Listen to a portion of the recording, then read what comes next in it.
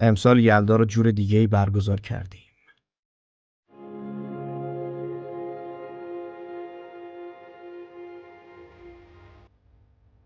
یلدای امسال بهانه‌ای شد برای دلگرمی دادن به دلهای کوچیک. تصمیم گرفتیم یلدا فقط یه شب نباشه.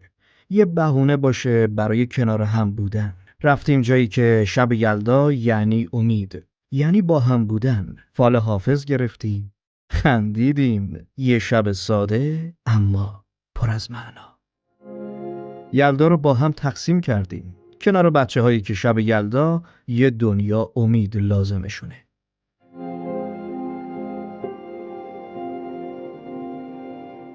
توی شرایطی که همه میدونیم نیاز دست همو بگیریم، یلدا مبارک.